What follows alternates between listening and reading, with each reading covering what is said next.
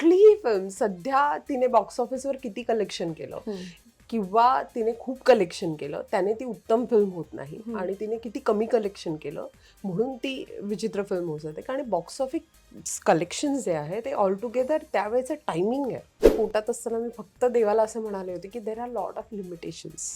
माझ्या खूप लिमिटेशन्स आहेत त्या माझ्या मुलीच्या हातमध्ये घालू नकोस. Let her flourish. तिला तिची बुद्धी तिचे पंख तिला पसरू देत. तिला जसं वावरं असं वाटत असं वावरू देत. प्रत्येकाचा एक चॉईस आहे. Social media is a platter ज्याच्यामध्ये तिखट आंबट गोड असे कडू असे खूप खूप सारे तिकडे आहेत. हा कडू पदार्थ अरे तुम्हाला इकडे घेऊन जाणार तिकडे घेऊन जाणार. It is a choice. जेव्हा मी पहिल्यांदा काम करायला लागले ना तेव्हा किती लोकांनी मला अंडर एस्टिमेट केलं आहे आणि सतत मला असं बोलायचं की ॲव्हरेज आहे, दिसायला ॲव्हरेज आहे, काम करायला ॲव्हरेज आहे. बरं मला त्यांच्याबद्दल शून्य राग आहे बरं का. मला माझे क्रिटिक्स आवडतात कारण की त्यांनी मला ग्रूम केलेलं आहे. हॅलो हाय नमस्कार, मी मज्जा गर्ल अंकिता लोखंडे. बरं खूप दिवसांनी आज रॅपिड फायर हा गेम घेऊन आली आणि कोणासोबत करायचा तर अनायसे आमच्या ऑफिसमध्ये ठाकूर विचारणाऱ्या या सेगमेंटसाठी स्मिताताई आलेली. सो म्हटलं हा एक सेगमेंट झालाच पाहिजे कारण का मला माहिती आहे मला या सगळ्या प्रश्नांची उत्तरं खरी मिळणार आहे. I will try my level best. मला माहिती आहे तू खरं बोलतेस. सुरू करूया. Yes please. ओके. जिम और योगा? योगा. फिल्म्स और web series? Web series it's experiment आणि film is where you want to explore. Day और नाईट? नाईट. फोटोशूट और सेल्फीज? फोटोशूट. बॉलिवूडमधून येणारं कौतुक और मराठीत मिळणारी कौतुकाची थाप? दोन्ही. मराठीमधल्या या दिग्दर्शकासोबत काम करायची इच्छा आहे? There are lot of. खूप आहेत. There are lot of. Yeah, but right now I want to work with Abhijit Manse. Okay. तुझी स्ट्रेंथ? माझ्या आतली स्ट्रेंथ. तुझी वीकनेस? I am emotional. आता पुढील But काही that is also my strength. पुढील काही वाक्य आहेत ती कोणत्या कलाकारांना बोलावीशी वाटतात? कोणत्या कलाकारांना बोलायची वाटतात? ओके. बरं ठीक आहे. Man with a golden. Actually this is not my type कारण की मी कुठल्याही व्यक्तीच्या आयुष्यावर कुठल्याही पद्धतीची टिप्पणी करत नाही पण आपण हे normal respect. Okay. Man with a golden heart? Man with a golden heart. I think that was Rajiv. Okay. बडी बडी बातें?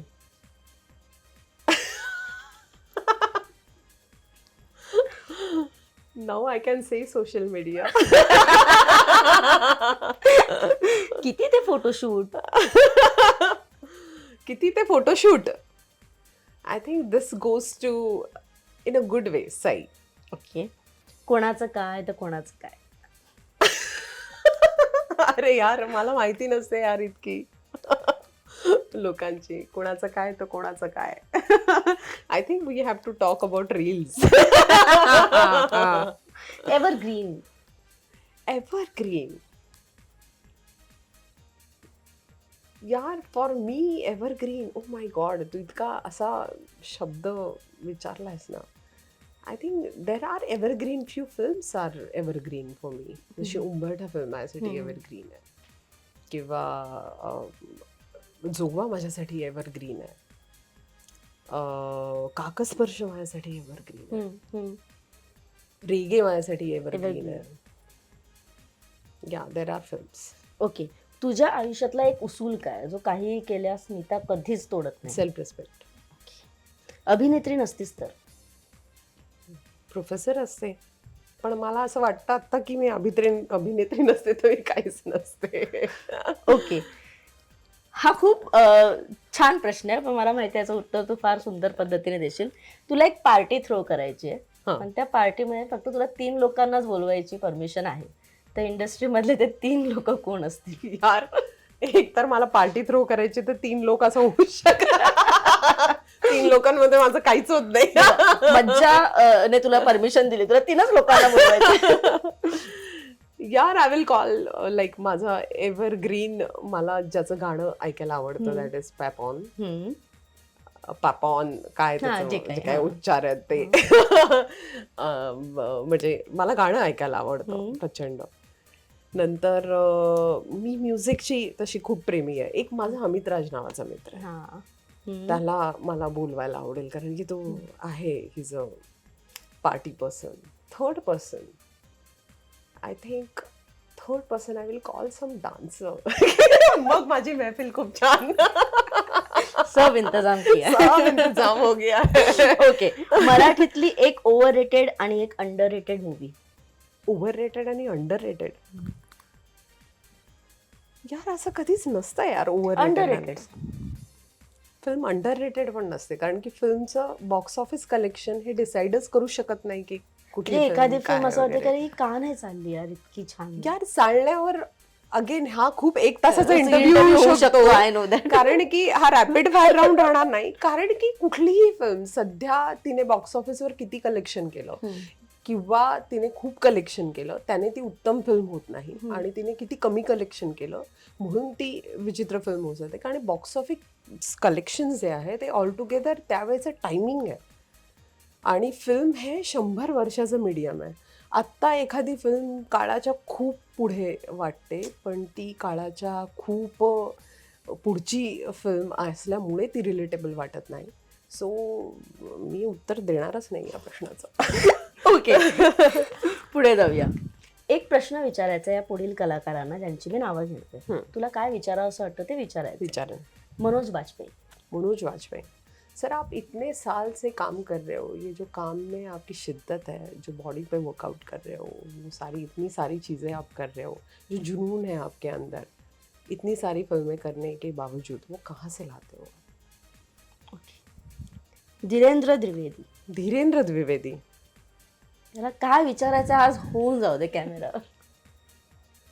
तू होगा जरा पागल, तूने मुझको है चुना. इतका शांत स्वभावाचा माणूस या खळखळाटाला कसं काय त्याने चूज केलं, I really don't know. But I really admire him for one thing, that he is, I have such a peaceful person in my life, की जो शांत आहे. कुठल्याही परिस्थितीमध्ये तो शांत असतो, स्थितप्रज्ञ असतो. ही स्थितप्रज्ञता कुठून आणता बुवा तुम्ही? सांगा काय खाता, म्हणजे मीच खायला घालते तुम्हाला. म्हणजे कुठले नेमके विटामिन प्रोटीन्स तुमच्या हातमध्ये जात आहेत? त्यांचा एक इंटरव्ह्यू झालाच पाहिजे. अरे डेफिनेटली. ओके, जिजा. जिजा, काय विचारायचंय तिला? Why I waited so long Jija? तुला आयुष्यात आणण्यासाठी इतकी वर्ष का वाट पाहिली? आणि जिजाला काही विचारण्यापेक्षा जिजाला असं थँक्यू म्हणेन मी. एव्हरी डे सकाळी जेव्हा तू उठतेस, मला गुड मॉर्निंग मम्मा म्हणतेस. मी जेव्हा तयार होऊन आत्ता जशी आली आहे, मम्मा आप कितने प्यारे लग रहे हो, अशी ती 2.5 वर्षाची मुलगी मला म्हणते. मी अशी कुठेतरी शांत पुस्तक वाचत बसली आहे, तर हाताला माझ्या पकडते आणि ठीक हो ना. हाऊ कुड दिस सेन्स, यु नो. पहिलं पेंटिंग आहे तिने केलेलं, ज्याच्यामध्ये 1.5 तास ती बसली होती आणि तिने फक्त ब्रश हातात घेतला आणि ते फ्रेम करून घरात लावलं आहे मी.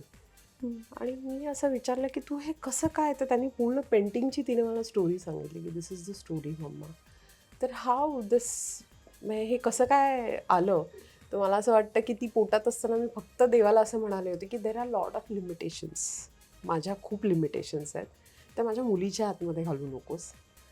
Let her flourish. तिला तिची बुद्धी, तिचे पंख तिला पसरू देत, तिला जसं वावरं असं वाटत तसं वावरू देत.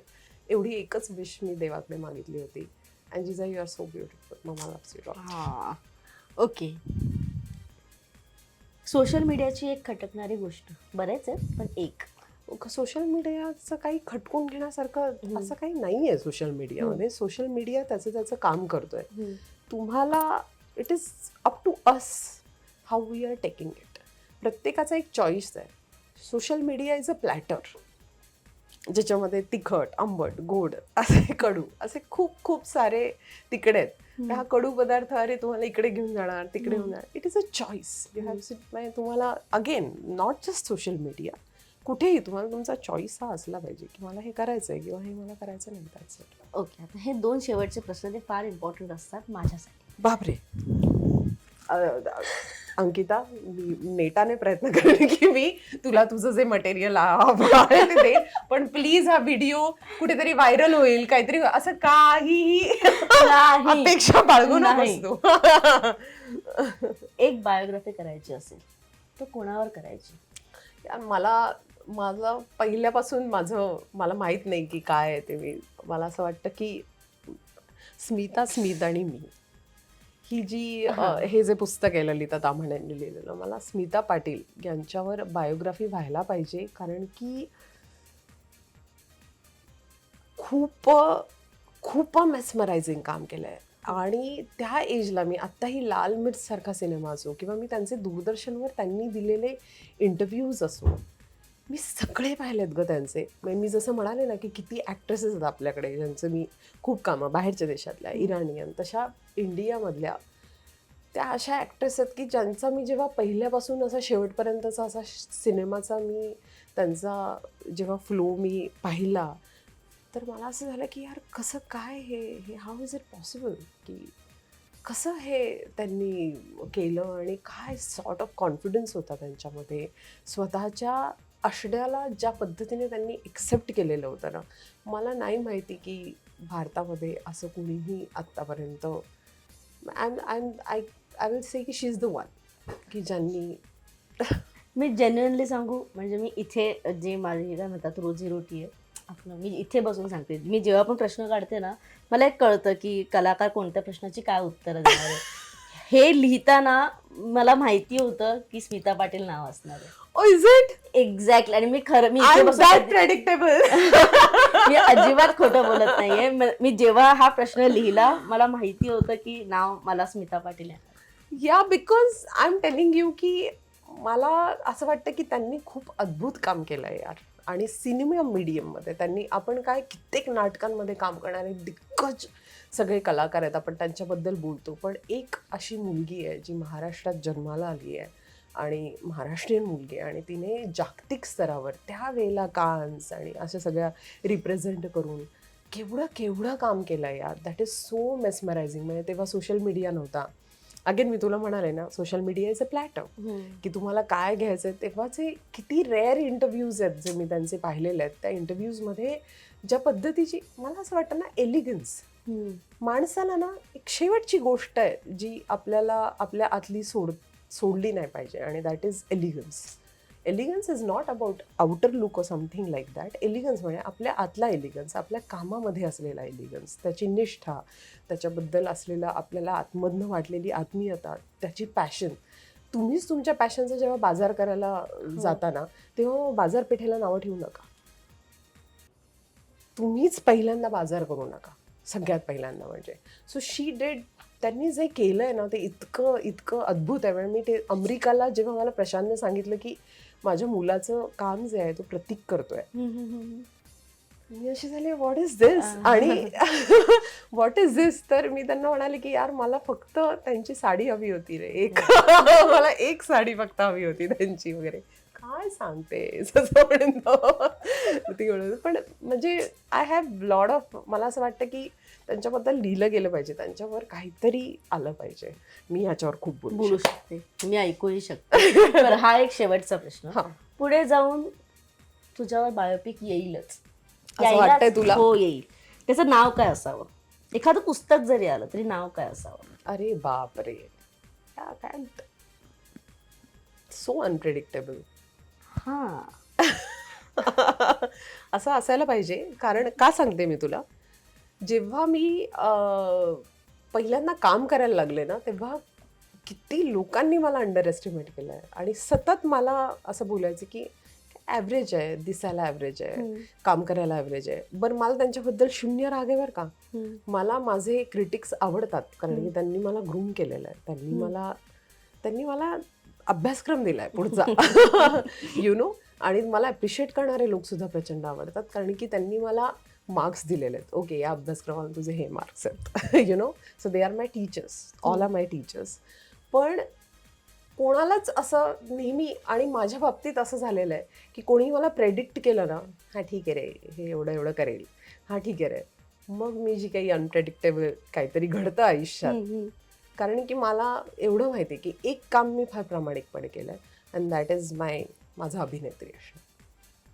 फार मनापासून काम करते.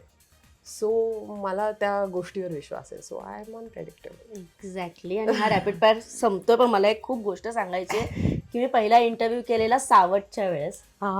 येस. सावटच्या वेळेस मी पहिला इंटरव्ह्यू केलेला. कट्टू मी आत्ता इंटरव्ह्यू करते. मला कुठेही फरक जाणवत नाही, म्हणजे उत्तरांमध्येही नाही. एक असतं ना की आपण जेव्हा खोटं बोलतो पहिल्यांदा, थर्ड टाइम आपल्याला लक्षात ठेवावं लागतं, नाही तर पकडला जातो पटकन. मला माहिती आहे की त्यावेळेस तू काय बोललेलीस, कट्टू आत्ता सेम आहे, कारण का ते खोटं नव्हतंच. करेक्ट. मग ते अंडर एस्टिमेट बद्दल तेव्हाही तुम्हाला सांगितलेलं, तू आत्ताही पटकन बोलता बोलता बोलली, किंवा या प्रश्नांची उत्तरं काही मी इंटरव्ह्यू मध्ये असतानाच घेतलेली. सो मला पटकन हे जाणवलं की अरे खोटं नाहीये. ते फक्त 4 वळणांचा रस्ता असतो ना, की ज्याच्यामध्ये आपल्याला डिसिजन घ्यायचा असतो. तर ते पायदान मी क्रॉस केलेलं आहे आणि मी एका रस्त्यावर लागलेली आहे. त्यामुळे आता 4 वळणांचा रस्तावाली फेज नाही आहे माझी, मी त्या रस्त्यावर लागली आहे. सो आता रस्त्यामध्ये माहिती असतं आपल्याला. अगदीच हायवे और माय वे. येस. आपला रस्ता आहे. So thank you so much. Thank you so much Ankita. आणि तू खूप छान दिसतीयस. All the very best. आणि मला ब्लाऊज खूप आवडला. Thank you so much. हे मी डिझाईन बाय मी. मी फोटो टाकणार आणि मी कटसी देणार. थँक्यू सो मच आणि all the very best. Thank you. Bye. Thank you. Marathi चित्रपटसृष्टीतील लेटेस्ट अपडेट्स आणि गॉसिपसाठी आमच्या चॅनेलला सबस्क्राईब करा आणि बेल ऐकन दाबायला विसरू नका.